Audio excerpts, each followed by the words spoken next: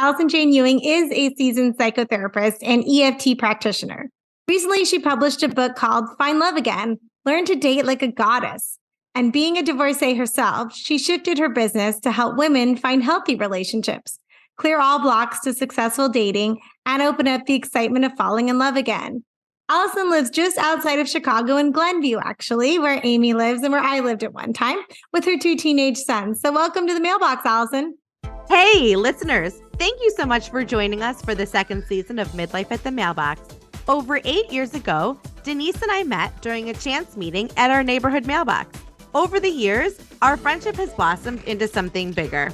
We can't wait to tell you all about it. And although we no longer share a mailbox, we really are closer than ever in real life. This meeting at the mailbox inspired a friendship, a business relationship, a lot of laughs, a couple tears, and now a podcast. So come along and listen in. We're so glad you're here. Thanks. I'm super excited to be here. Oh, we're excited to have you. So I'm a big believer in the power of personal stories. So much so that we dedicated our second episode to that whole topic and how to tell your stories. Here today with Allison, I think we're going to be really inspired by her story because she has a fascinating career path that led her to where she is today. So please walk us through your journey to become a tapping specialist. Explain for the mailbox what tapping is if they haven't heard of it. I have briefly, I've done it in some previous therapy sessions, but I want to hear your take on it and how you also unlock that for midlife women and their dating lives. All right. Sounds great. So the story of how I got into tapping is super serendipitous, actually, because for anyone out there who might be, a social worker, teacher, or nurse, some kind of career where you need continuing education units, you're going to feel my pain on this story. Mm-hmm. Every 2 years, I need 30 hours, and I got myself in the weeds. And I had about 6 months left and needed, I think, 26 hours one year. And I was thinking, oh my God, I have to find some major training certification kind of program to get my hours. I was interested in mind-body techniques at that point. I had been doing traditional talk therapy for a number of years, but I really wanted to move more into the mind-body scope of things because I was seeing how much more successful results people were having with that. And so I was interested in either something called EMDR or EFT tapping. And when I looked up where the next training was for EFT tap, there was nothing for EMDR anytime, anywhere close. EFT tapping, it said, sure, there's a Chicagoland training a week before my CEUs were due, multiple days. I thought, great, perfect. So I signed up for the Chicagoland training, which was actually the training for all of Midwest. And it turns out it was being held a mile up the street from me in Glenview, Illinois. I couldn't believe it. I was like, wow. That is serendipitous. And here's the other sign where I knew I was on the right track was I went to the class day one, and a very dear friend of one of my best friends had just passed away of breast cancer. Amy, I heard you talking about that on another episode. Yeah. And when I showed up at class that day and we were going around doing introductions, one of the women in front of me said, hi, my name is Cindy and I live in Naperville and I work with breast cancer survivors. My good friend was named Cindy, lived in Naperville and died of breast cancer. That's crazy. I was. Chills. I get chills every time I tell the story still. Yeah, I knew I was in the right place. I knew I was on the right path. And it's been an amazing path since. Our friends send us messages in ways that, help us at the times that we need them most. So I can definitely, I'm like having chills right now. I definitely feel that. That's awesome. Well, maybe if you can describe, where do people tap? Like, kind of tell us a little bit about what that is, right? Because you can't see, Allison here, but we maybe describe it and help our users get a visual of what that looks like. Absolutely. So EFT tapping in its most basic form, it's combining self-applied acupuncture. So my clients tap on themselves with sort of more traditional psychological techniques known as exposure therapy, cognitive behavioral therapy. Okay. So what does that mouthful mean? It basically means you are going to be tapping on specific points in your body while you talk about or process something potentially traumatic, intensely emotional, or mentally draining. So when you tap on these specific acupressure points on your body, it sends a calming signal to the fight or flight part of your brain. It essentially shuts off your amygdala. And what's really cool about our bodies is we cannot hold an intense negative emotional feeling while sending a calming signal and shutting off our amygdala. It's just kind of like an on-off switch. We can't be in both places at once. So the tapping will actually override the negative emotion. And I often describe it to my clients like pouring water on a fire of emotion or yuckiness, And so when you do that, what appears to happen, and this part they're still, trying to kind of figure out, but it appears that what happens is you create a new neural pathway and you no longer access those feelings, sometimes for many years, or we can almost say forever. For example, when I was getting trained, I tapped with my 7-year-old son on his fear of the dark. And now he's 16 and it never came back from that first day. And I have dozens and dozens of stories of clearing people's traumatic memories or phobias, things like that. And it's never bothered them since. So people often ask me the same questions, though, about the whole tapping thing and how it works. And one of the first questions people say is, well, is it just because you're focusing on the thing and it doesn't really matter where you tap? But to that, I can unequivocally say, no, that's not the case, because they've done a lot of research where they've had people tap on random points versus these specific acupressure points from Chinese medicine. And the specific points that we use in EFT are all what's known as meridian endpoints. And for whatever reason, stimulating these particular points has the effect. The other, just tapping your body doesn't necessarily have the same impact and hasn't been shown to have the same statistically significant success rate. And the other really cool thing that people often ask me is, aren't I just sort of thinking about it differently? Well, there's been lots and lots of studies at this point where they have people on EEGs looking at their brain waves. They have people do saliva tests and blood tests, pre and post tapping sessions. And there is a very definitive biological change that happens as a result of tapping. So for instance, one thing is you will quickly move into what's known as an alpha brainwave state on an EEG when you're stimulating these particular acupressure points. So alpha brainwave state is, think anyone out there who does yoga, when you're in shavasana, you're in an alpha brainwave state. If you're a meditator, that's an alpha brainwave state. So it's that sort of, calm, chill brainwave state most people enter right before sleep. But you can get there without meditating simply by stimulating these acupressure points. For example, I hear from a lot of my clients or prospective clients that the reason that they don't want to get into utilizing social media or being on Instagram is that they have this fear of being behind the camera, in front of the camera, just putting themselves out there.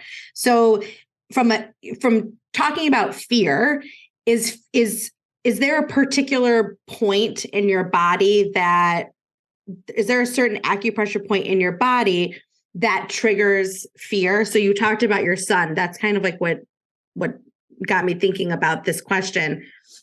Is there a particular point, like you're showing on video, like you're touching your temples or you're touching your third eye? Is there a specific place that is for fear that someone, once they, if they start doing this, that would calm them? And by the way, I actually have had a client who hired me to tap with them on their fear of social media to get over it. So, interesting.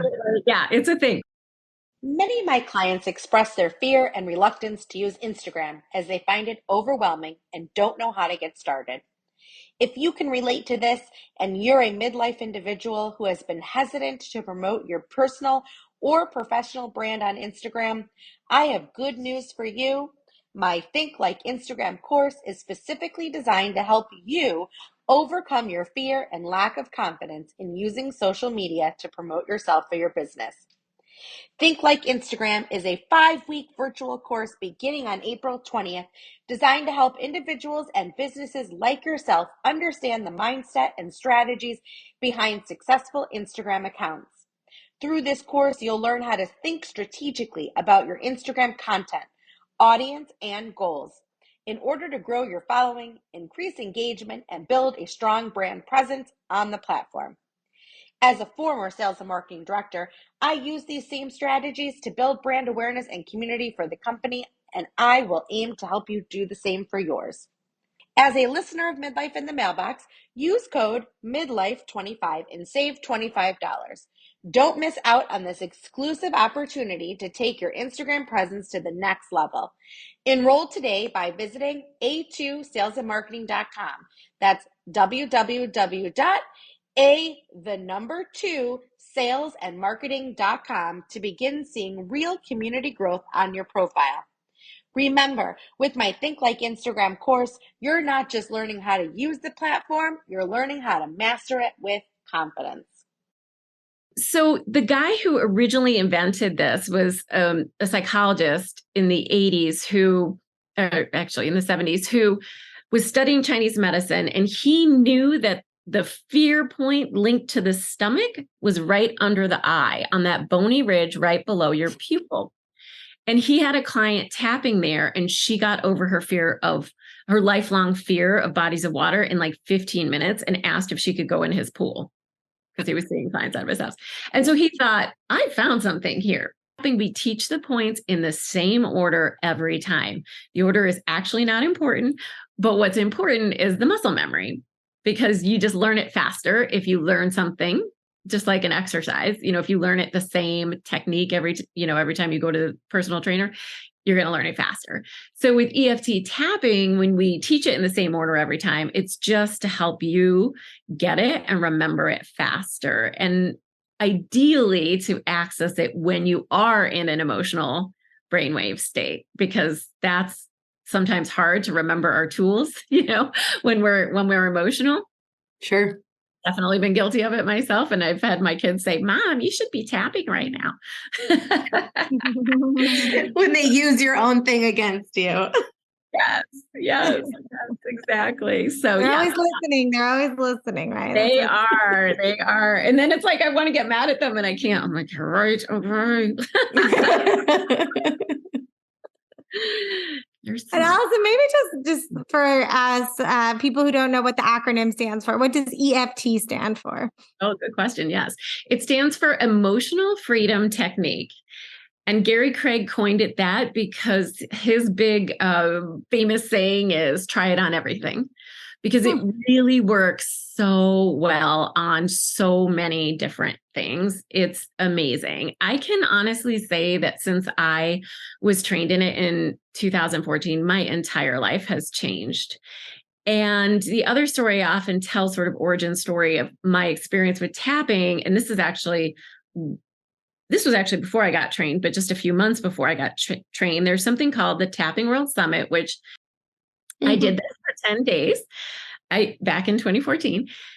And at the end of the 10 days, it was snowing outside. My kids were little. It was snowing outside. They wanted to go out at night. And a previous version of me would have been very grumpy about this. And like, no, I'm not setting all your snow gear on at night and blah, blah, But I felt this serene peace that night. And I was like, sure, that sounds lovely. So I bundled them up in their gear and they went outside and they were stuffing snow down each other's coats and things that normally I would have been yelling at them for. And sure. I was sitting there on my front porch swing, and I'll never forget it. It's very like emblazoned in my head. I had my tea in my hands and I was watching the steam rise off my tea, and I was watching the snow slowly drift down and fall and watching them play and laugh in front of me. And I felt so amazing and just calm and present and enjoying my kids laughing. And then I thought, oh my God, this is that tapping thing, because I don't normally feel like it. So that's when I knew I had found something really powerful. You found freedom, right? I found emotional freedom. You found the freedom. Add a little bit of career flow, right? Because that eventually turned into career flow, right? Absolutely. Cool. So Amy was asking about social media clients, but maybe the same thing here. I'm also a practitioner, I'm in the helping profession as well. I'm a career transition coach. And, a lot of times, especially right now, the job market right now and where individuals are when they're looking for work, it's different than even 3 years ago when I started out, coaching candidates on a habitual basis. I have a lot of candidates, especially ones are in midlife, who are dealing with anxiety and negative self-talk and doubt around their career transition, especially those in midlife. What do you think I should suggest tapping, or what type of tapping? I mean, can a layman like me, a non, practice tapper, give a couple of things and suggestions to them? Absolutely. And that is actually one of my most favorite things about tapping, is that it is a self-help tool. It's primarily a self-help tool. I always say to my clients, think of it like brushing your teeth. You want to brush your teeth every day so that when you go to the dentist to get the bigger stuff taken out of your teeth, it's not as, it goes a little smoother, right? So think of it that way. I think working with a professional is great. I personally have a tapping coach who I work with, and it can get at some really deep stuff, but you can use it yourself on a daily basis. And that actually, I think, can almost be more transformative, because you'll start to see that every day we add on stress and anxiety in our life. So if you're also every day clearing it, you can finally get ahead of the game with that. So it's very easy to learn. There's my YouTube channel. Anybody can go to YouTube and type EFT tapping. There's a million videos out there that will A, teach you how to do it, and B, sometimes take you through a very specific, what they call tapping script. So you tap on the points in the order once you learn them, and you repeat after the coach the phrase they're saying, and you will start clearing stuff like that. You're going to get the best results if you're very, very specific to your stuff, to your own personal stuff, but you can start clearing stuff before then. The other tool and tip I always love to give people is think about using tapping whenever you are already stressed or sort of mentally preoccupied. So what are the 3 times I always recommend? When you're driving, because your mind is often going, right, on whatever your problems are. So you're already thinking about your problems and chewing on them, whether you're consciously aware of it or not. But a lot of us are doing that. So if you tap while you're driving, you're going to be clearing whatever it is you were thinking about. In the shower is another big one, when we sort of perseverate on our problem. Okay. And then my last one, my favorite one, is when you're talking on the phone to a friend, because a lot of times you're venting or you're complaining, or you're in that emotionally charged space already while you're talking to your friend. And then you get to talk to your friend and clear your baggage at the same time. So it's a win-win. It is a win-win. I guess all you need is your fingers, right? The tapping is done with the fingers, everybody, just so you guys know. So fingers and YouTube, that's all, right? So, yeah. And Allison. Yeah. So I could see, Denyse, I could see your candidates sitting in an interview and tapping at their forehead when they're feeling, and then the interviewee being like, what is... Yeah, not good for virtual interviews, but they can do it with me. Candidates can do it with me. Absolutely. Mailbox family, the 2023 job market can be tricky to navigate, but it doesn't have to be. Working with an experienced career transition specialist like myself at Denyse Rabat Career Coaching can help you with common issues that trip up many job seekers, like how to do resume revisions, networking strategies on LinkedIn, how to answer the infamous interview question, tell me about yourself, and so much more. Visit my website, drcareercoaching.com, and click on the Speak with Denyse button in the top right-hand side of the page to set up a complimentary session to discuss your current career needs and a plan that we can put in place to help you. That's drcareercoaching.com. See you guys back at the mailbox. Well, there's also actually the first tapping point is on the side of your hand, on the fleshy side below the pinky.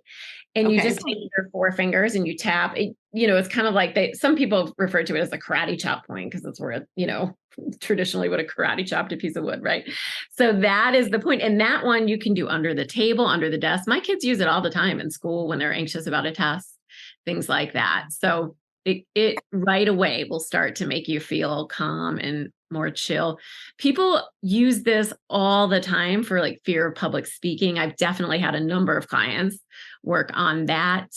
And apparently fear of public speaking is the number one fear in America. Did you guys know that? Really? Yeah. So it's the most prevalent fear. So it's just a really easy tool. To your point, you always have it with you at your fingertips that you can use and implement every time. But it's also funny. I probably teach this on almost every airplane I ride on when there's turbulence and the people next to me get spooked. I always show them tapping. And at first they do feel kind of like everyone's going to be looking at us. I'm like, who cares? We're never going to see these people again. Let's tap on our faces. We'll be calm and they won't. So that has happened.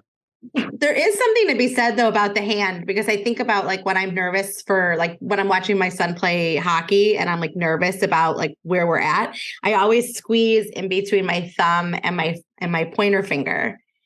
Like that becomes like a kind of a calming space for me. So I'll have to move to the underside of my hand now. If you guys want, I can walk you through all the points really quick because what you're saying is interesting too, because some of the other points are ones we naturally gravitate to. Like when you get stressed, you smack your forehead, right? Or you grab at your chest. Like those are some of the points. Okay. So you basically start, like I said, on the fleshy side of your hand and you tap there. We're tapping, guys. We're tapping. You can't see us, but we are. I'll add this video to our social. Oh, good idea. Yeah. Yeah. And then you always say a statement here 3 times. And this statement is really, honestly, it's just sort of priming your brain to accept the change that you're trying to get it to go in the direction of. And so the statement goes something like, even though I have this such and such problem, I accept myself anyway. Or you can say, even though I have this, let's say it's, even though I have this fear of being on camera on social media, I accept that I have this fear. Because sometimes when we're trying to like muscle our way out of something, we actually like entrench it further in our minds. Yeah. And our subconscious can be stubborn about change because it feels like, no, it's safe. Yeah, I'm trying to keep you safe by keeping you off social media camera. So this is just kind of like coaxing your subconscious to get on board. So you'll say it 3 times, and then you will then move to the inside of the eyebrows where the bridge of the nose and eyebrows meets, and you will tap there. You can just use one hand or 2. It doesn't really matter. Research has bore out for both. And you just repeat the thing you're trying to clear. So in this case, it would be my fear of being on camera on social media. Then you go to the side of the eye, outside the eye, not quite the temple, but more like the bony area right outside the eye there. And you just say, I'm afraid of being on camera. Next is under the eye, the point I refer to as the fear point. So, and that is right below the pupil. And you again say, I'm afraid of being on camera. Next is under the nose, right where the upper lip and bottom of the nose meet. I'm afraid of being on camera. Then you move into the chin crease. I'm afraid of being on camera. The next point is referred to often as the collarbone point, but it's actually below the bone. And you find it by just going to the hollow in your neck. You go down about 1 inch, over about 2, and there's a little dents there. You guys feel them? And then so you tap into the dents, like above the. Yeah, below, right, should be right below the bone. Yeah. Oh, below the bone. Below the bone. Yeah. There you go. Yep. And then just say this fear of being on camera. The next one is under the arm. This one you might want to just use the flat of your hand, and usually just one side because it's hard to do both sides unless you're really flexible. And it's a couple inches below your armpit, and just say this fear of being both sides. And then the last point is the top of your head. And for my yogis out there, it's the crown chakra. You might have heard of it. And the way some people say, well, where exactly on the head? Type A people, we need to know like exactly where, right? So I always teach for my type A people, you stick your fingers your thumbs behind your ears. There's these weird little dents back there that you probably never knew were there. You feel Losing my headphones. And then you bring your middle finger together right over the top and touch your middle fingers together with your thumbs still behind your ears, and then down, and that is your crown. And now you know where it is, and so you can use it. And then again, at this last point, you just say this fear of being on camera, and then you pause and you take a deep breath.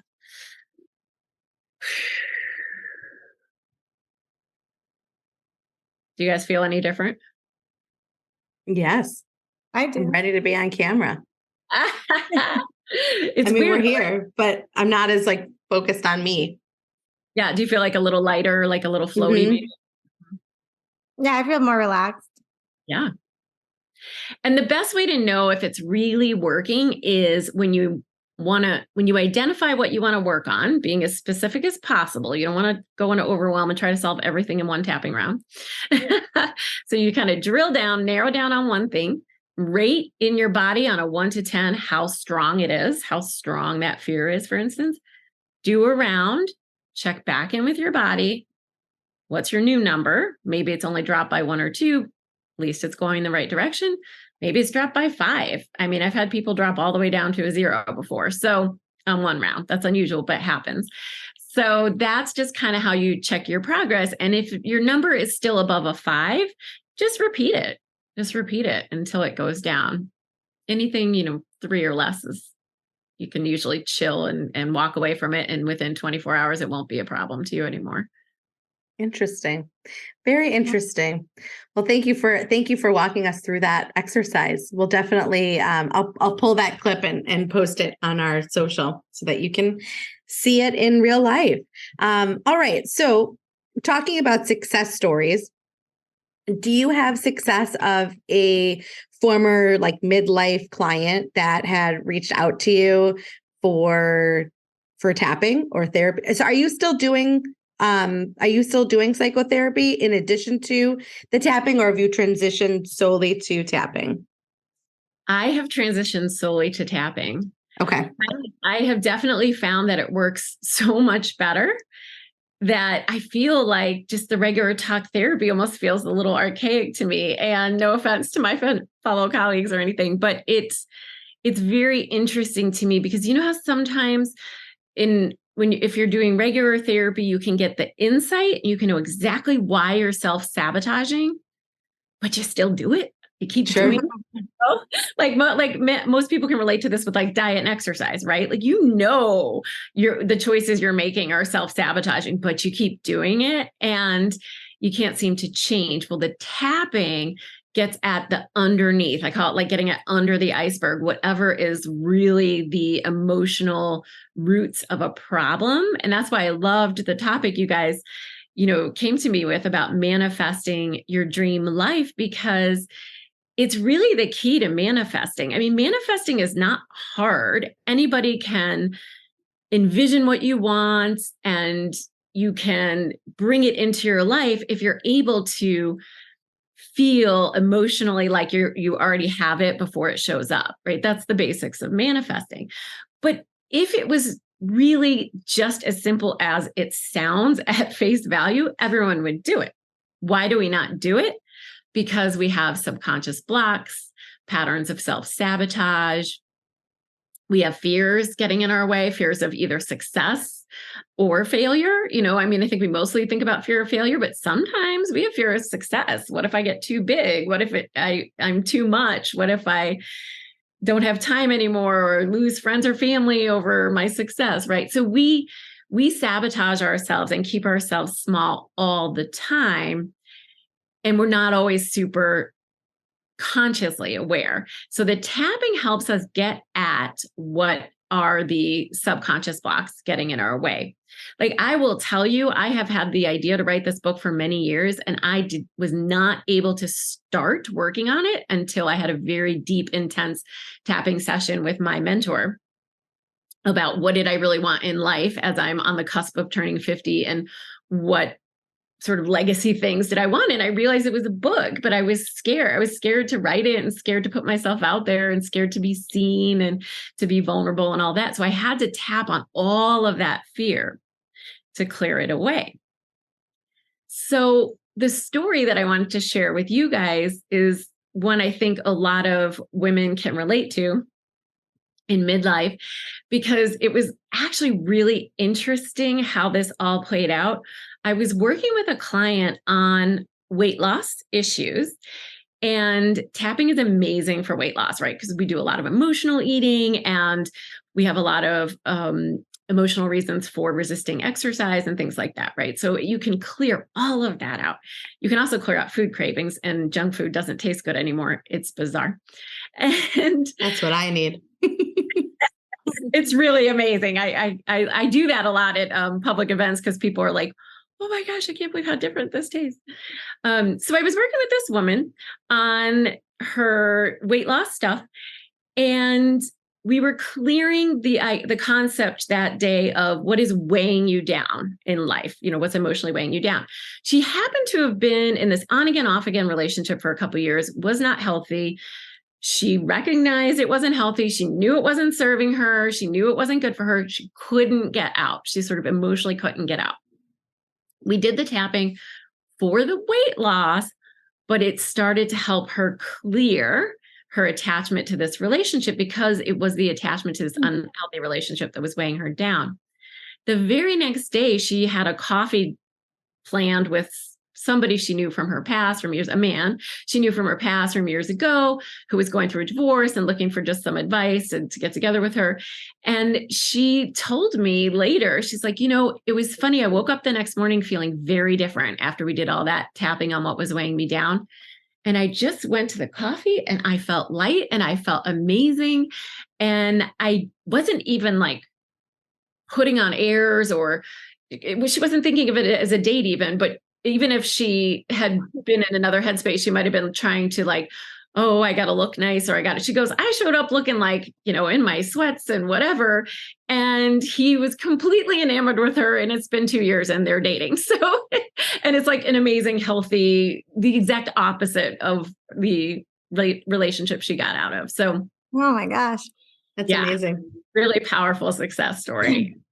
How many sessions does it usually take someone to, achieve their goal, right? So, and in this instance, it was a relationship, but how many sessions did that take her or the average person? Okay, so this is the $1 million question, Denyse. It totally depends. And it depends on what your goal is, what you want to clear, and frankly, how much baggage you have around it from your childhood. So, I worked with a woman one time whose child almost died in sort of a scary scenario. And she was having like a lot of just panic attack stuff. And if the phone would ring with his ringtone, it would send her into a panic attack. So she knew she wanted to clear this very specific thing. We worked on it, I think 2 sessions, and it was clear and it was done, and she's fine. And, she's come back to me for other things, but never had to work on that again. Most people will tell me about when they clear a traumatic thing like that is that you get to a point at the end where it feels like it's not your story. Like you're telling someone else's story. You're no longer having that physiological reaction behind it. So if you're just trying to clear something like that and she didn't have a whole lot of childhood stuff tied to it, fine, no problem. I've also worked with women who are childhood sex abuse survivors on, opening up and being sexually intimate again. And that obviously, that can take years, so it totally depends.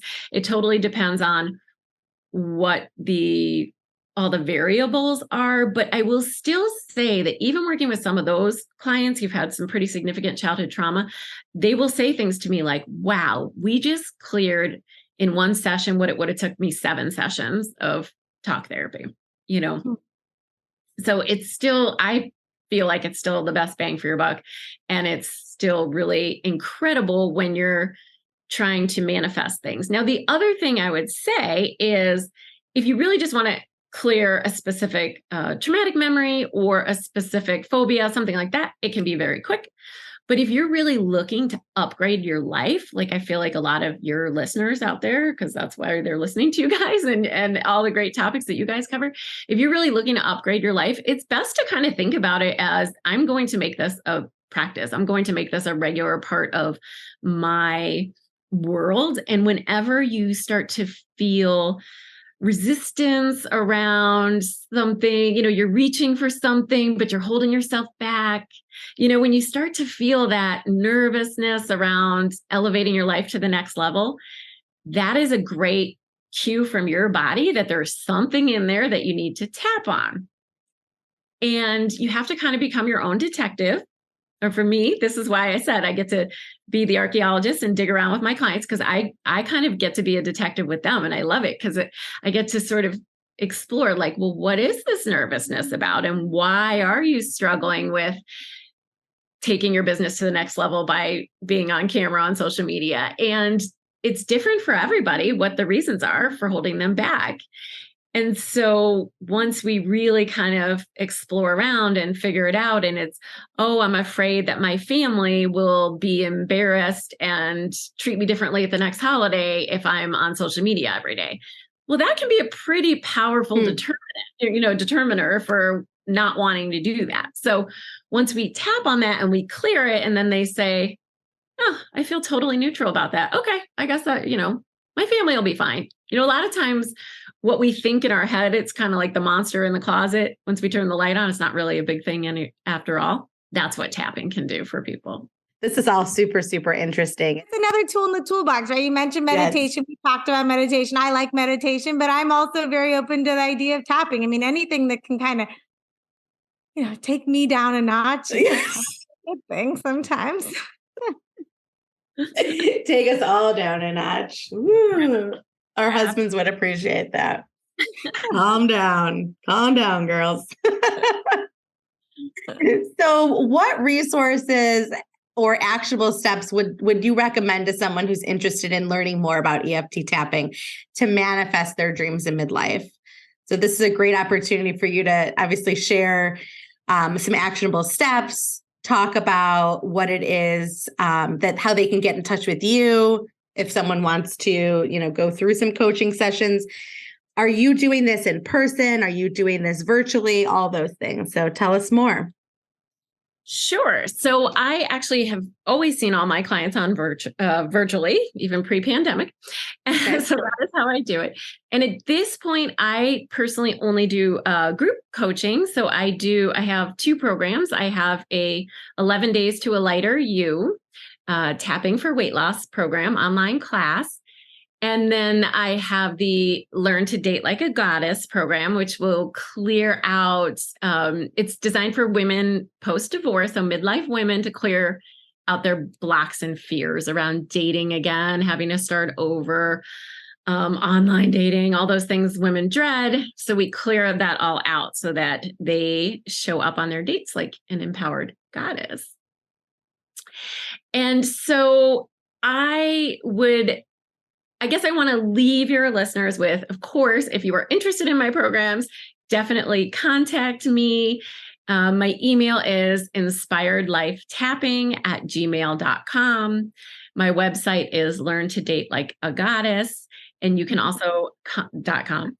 And you can also contact me there about my weight loss program, and I can hook you up with that info. But what I wanted everyone to just leave with today is some really actionable steps that you can take to start seeing the results yourself. And it's very simple. Number 1, just look it up on YouTube. Go ahead and learn how to do the tapping. My channel is Inspired Life Tapping.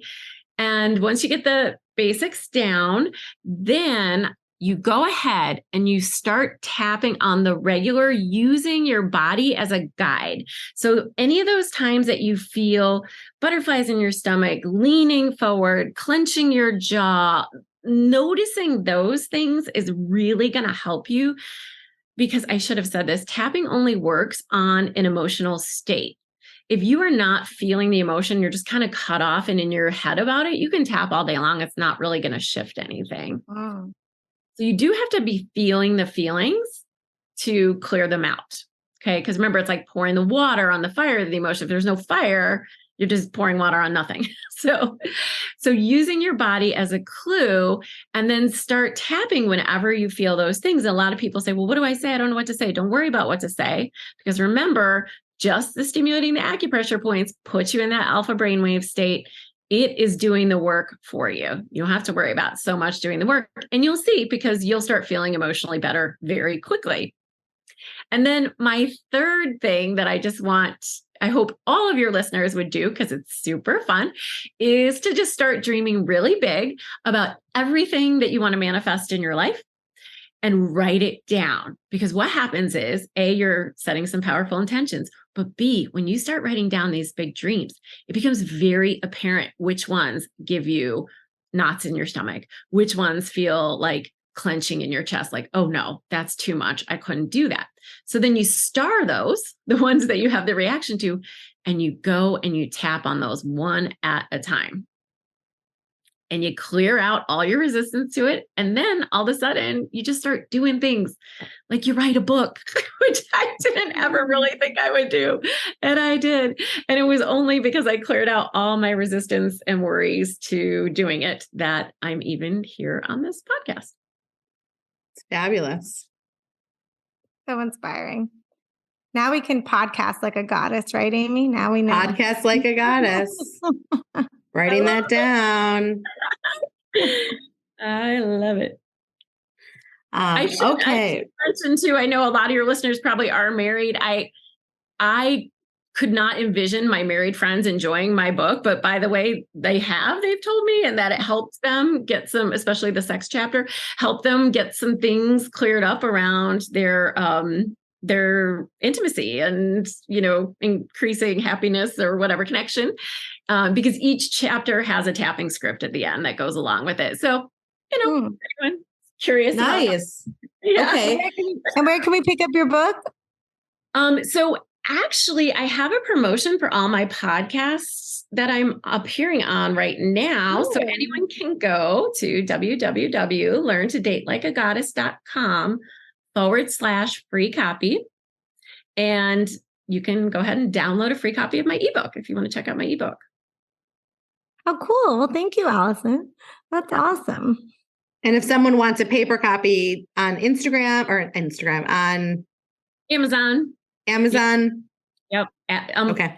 Listed under Allison Jayne, Jane with a Y, and Find the Love Again, Learn to Date Like a Goddess. That'd be a great book club book, ladies. Anyone out there book clubbing? Mm-hmm. That would be fun. And maybe you can have a special guest of Allison. Oh. Happy to make appearances. Absolutely. All right. Well, thank you so much, Allison, for meeting us at our mailbox, and to our listeners for listening in on another episode of Midlife at the Mailbox with our guest, Allison Jayne Ewing. Thank you both for having me so much. This was really fun. Thank you so much. I can't wait to try it out. For sure. All right. Bye-bye. Bye. And that's a wrap for this week. In season 2, our goal is to share actionable tips with you. We hope this podcast episode leaves you feeling encouraged and full of midlife energy. But don't go away yet. Be sure to check out our show notes. And while you're there, click to join our email list. We promise we will send only meaningful content. Don't forget to follow us on Instagram too, for the show at Midlife at the Mailbox, or our individual accounts for our own tips and tricks at Amy L. Alex 28 and Denyse Rabat. That's Denise with a Y. Thanks, Mom. So that we can come into your inbox each week and your feed almost daily. If you're a seasoned listener or just found us, We're glad you did. Make sure that you are following our show on your favorite podcast platform. And if you like what you hear, please share our episode with your midlife bestie and leave us a 5-star review so more awesome listeners like you can discover Midlife at the Mailbox. We release new episodes every other week on Thursdays. At least we try. Our podcast is a production from the minds of 2 midlife besties and produced with love by the very creative Amy Alexander and Denyse Rabat. Professional video and audio editing by Hivecast. See you at the mailbox. Bye.